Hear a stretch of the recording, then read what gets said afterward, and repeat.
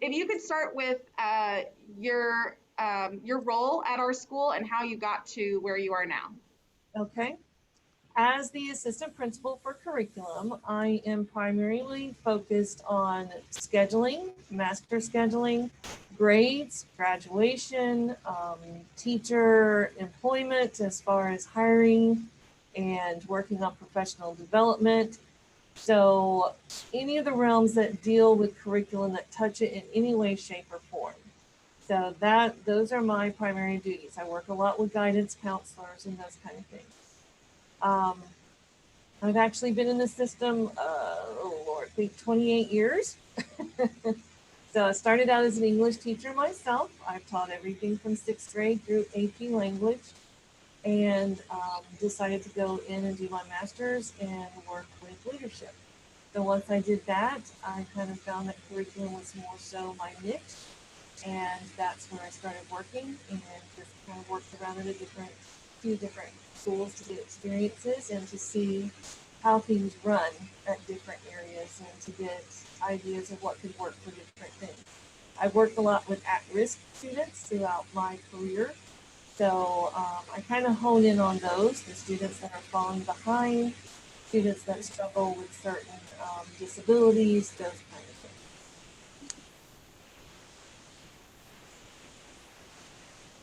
things. Ms. Robinson, it seems like your mic might be cutting out. Oh, okay. Oh, we can hear you now. Okay. Okay. I'll Um, stay. what was that last part? You said you work with students with disabilities as well?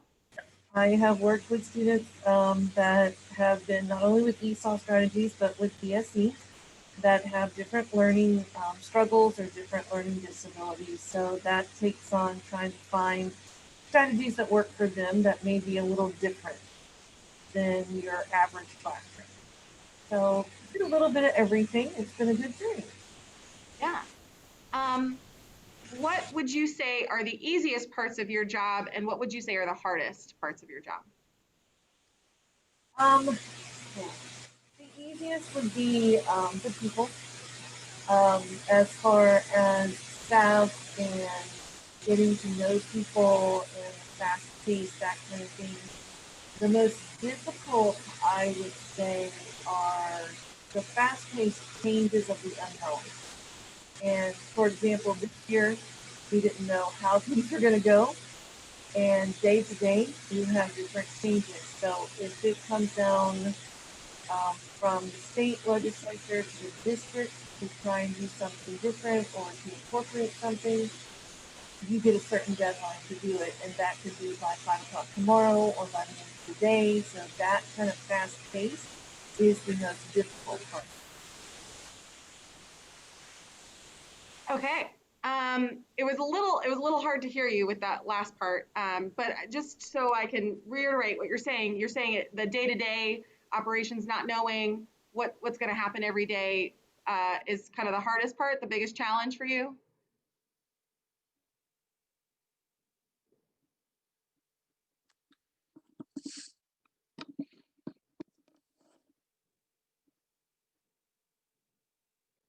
Maybe it's me. Miss Robinson, are you still there? Yes, ma'am, I'm still here. I tried something different. See if I'm back Oh, with that might be a little bit better. you. Okay. Okay. Um, So, when you say you're over the curriculum and academics, is there a specific area that you focus on? And what is your goal each year trying to support our academics in our school? As the APC, I'm responsible for all areas. What our administration does, though, is we break up into certain content areas to be able to provide support across the entire school. My areas have been English and reading for a couple of years. This year, I've also added ESOL and ESE. So my learning goal overall for everybody is to see where the need is and what resources we can get out there to people. Because right now, I know students are struggling, I know teachers are struggling, and We can't obviously go to everybody's house and help them, but we've got to find different ways. So when we talked about online tutoring, I also have ESOL has 2 days a week that they provide tutoring. We have some of our VE teachers that are working with our ESE students, trying to get them those virtual resources. We can get to you guys that are here on campus a little easier than we can to the ones out there in East School. And I think that's the biggest struggle. So this year has kind of been a focus on what can we do for those students and identify them and get help before someone's in a lot of trouble of failing the course. Yeah. Um, so when you're thinking about your job, and I kind of want to ask you a little bit about your experience as a student as well. Has there been any experience that you've had as a student that has shaped how you approach your job now? I would say so. High school in particular, when I was in high school, there were not a lot of different resources. I will tell you guys, okay, this will tell you how long ago I was in high school. The big time computer lab, I went to Haines City High School for high school, had the big Radio Shack one something another candies that you had the great big floppy that you actually inserted inside and closed the door. And you had to write all of your script and stuff for anything to run. There were no applications or programs. You wrote your own. So my experiences in school were a lot of the things were not available to take home, to use, to do those kind of things. So a lot of us worked together in helping each other just by the good old phone book, telephone to each other, staying after school and working. So that kind of shaped me in where are all the resources, where are all the things that can go out and help a student who is struggling and working through something. And there were students in our classes that weren't identified with certain learning disabilities and things like that. And they struggled a lot just by trying to figure out what worked for them. So that kind of piqued my interest in what else can we do besides hand a kid a textbook or, that kind of thing. So I think that kind of pushed me into an area of working with that, with education. Yeah. Um, Chase, Diego, or Brittany, do you guys want to ask Ms. Robinson any questions? I do. Go ahead. Okay, so do you think including the home slash personal life of the students, like their education, including them into their personal lives, helps the students more, or do you think it stresses them out more? So when you're saying bring in their personal lives, so what's an example like you're talking about? Talking about bringing stuff from the school to their house, like you said, you couldn't do that when you were in high school. So do you think that helps them more? As it obviously helps them learn more and practice the class more, but it also distracts them from their own personal life and what they have to deal with outside of school. Right. In the instance, like we do laptops, we're handing out laptops for kids to take home that don't have them, even if they're not e-school. If we have the resource, we do make that available. The online textbook, those kind of things. But also, if a student shares something with us, I work with the Hearth Project, which is for students who not everybody knows who you are, nothing's identified, but they let us know of a need if there's, financial need where there's not food, they don't have jackets when it gets cold, those kind of things. We work with them if it's shared with us and provide that with anonymity so that it's not, produced out there to everybody that you're getting help, but we do those kind of things. So I think by sharing that personal experience and things in there, what's going on with them, we can help. We can deal with those things if there is that need. And I have had things provided by the district for some of our ESOL students who only speak their native language at home. Nobody speaks English, so they only speak Spanish. So they struggle at school learning English and working with it. So I have had some resources from the district given for the kid to take home and to work with, and they've contacted the families and stuff to kind of help. So I think it can be good or bad. We need to find the ways to use it for good and not, we can't hand you the moon and we can't provide everything everybody needs. But if we know of something and know of a resource, then I think that helps the kid overall because it can help alleviate some of those stresses. Thank you. Yeah. Chase, any questions? Um, I would say for me, in all your years of being in the school system, have you seen any differences like let me try to piece together the question I'm trying to say. I'm sorry. Um, what differences have you seen in students learning in your English classes, and like how have you accommodated for those differences? I think today's English class is a lot more interactive and student focused than when I was in school and when I first started teaching. And I say that meaning that it's not just a stand and deliver kind of thing from the teacher. We did a lot of the classics, a lot of the other stuff in my literature classes and when I first started teaching. And it was very much a this is what I'm going to tell you, this is what we do, this is what you do. And it wasn't until a couple of years into my teaching career in middle school that we started working in the small groups and working with the Kagan strategies and working with those things that you could get interactive and get the students interested and start working back with you. Not just, I'm going to stand up here, this is what you do, that kind of thing. So I think that's been the biggest difference that I've seen when I first started teaching, and I've seen it grow more and more and more now to where sometimes students are instructing the class and working with the class on what's going on. So again, that comes to my area of getting teachers trained in how to do that. Some of them are very scared to let loose and let you guys actually interact and move about in the classroom and do those kind of things. So the training for the teachers and the resources that they may need and some of the things that students may need in the classroom. Great question, Chase. Really great question.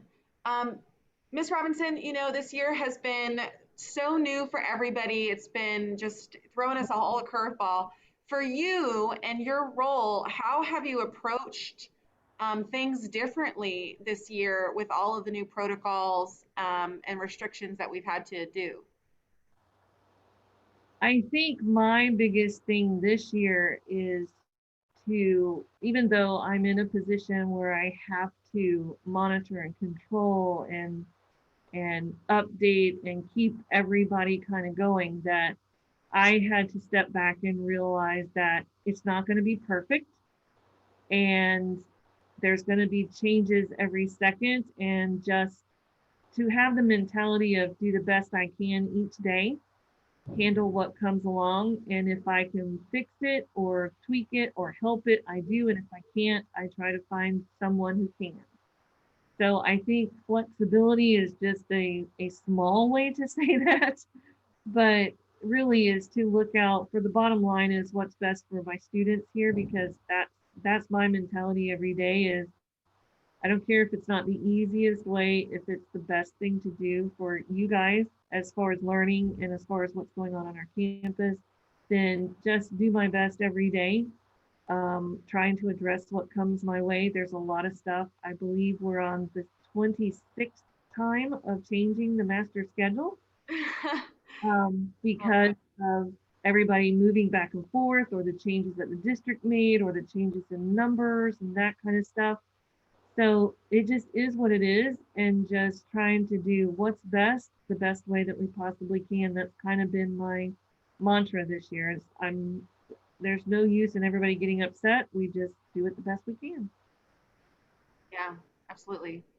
Um, You know, we have all seniors here, and if you guys don't have any more questions, Diego, Chase, any more questions?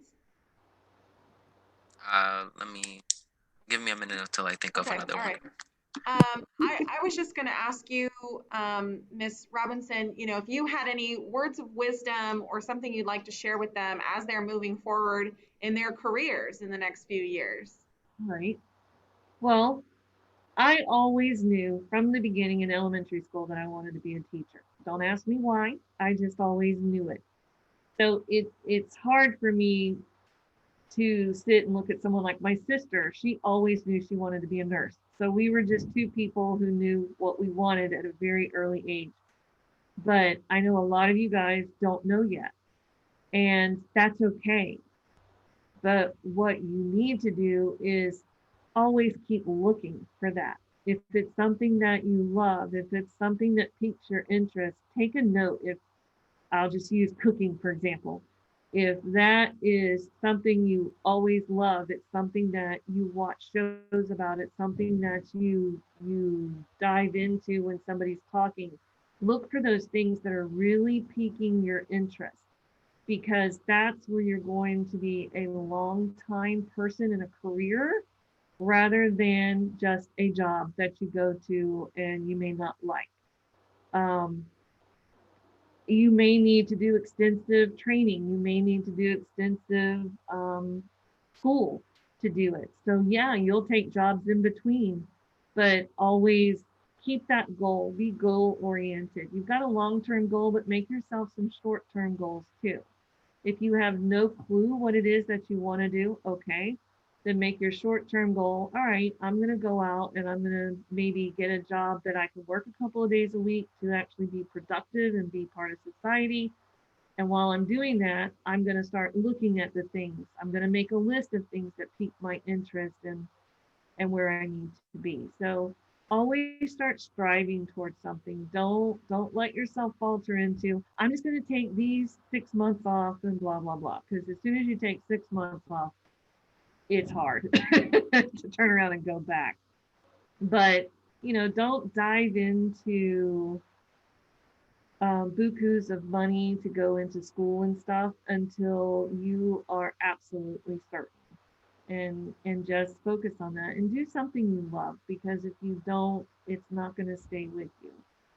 So look for those interest areas and work towards that.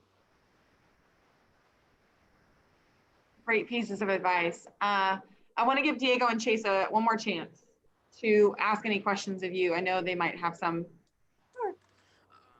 Yeah, so like you were talking about finding a job that's rewarding, and the reason I want to teach is because I want to, help students that are, you know, working with integrating into learning English and stuff like that. That's why I want to be an English teacher, and I find it more helpful to work as a direct from English teacher instead of ESOL. So like, do you find it more rewarding to since you've worked as a teacher and now you work in the more administrative side, do you find it more rewarding to work on the more administrative side, or the more direct way as a teacher? Well, it depends. I've enjoyed both. Of course, when I was in the classroom, I could directly affect the students that I saw on a daily basis. So I would get to know students a little more intimately. I would know that so and so is struggling with this, or she's doing this, or great job, and that kind of thing. But I have found on the administrative side that I can see groups of students from the data that we look at and start working with the teachers that focus with those. In particular, I work with the ESOL teachers now. And what you're talking about is great, because we have tons of students that need assistance in, it's not the fact that they don't have the ability, it's the fact that they can't get it across what they know because of the language barrier. It's not an ability barrier, it's a language barrier. And something I would kind of put out there to you guys who want to focus on that, I do not understand why, our FSA and things like that cannot be given in foreign languages. The tests assess your abilities, not your language. If you gave me the 3rd grade FSA in German, I would fail it because I can't read German. So we're not testing abilities of students who don't speak English. We're testing their English when we do that. So I would tend to put that little seed in anybody's mind who might want to challenge that and ask why we can't do that. But those are the kind of things on the administrative side that I can affect if I know that we don't have this kind of supplier, this kind of resource for those students who are struggling. I can now affect that side of it and start getting some more stuff out there, or hire the staff that's bilingual for a certain area, or do something in that. So both can be rewarding. I do miss having my kids, even middle school. They drove me nuts, but I loved them.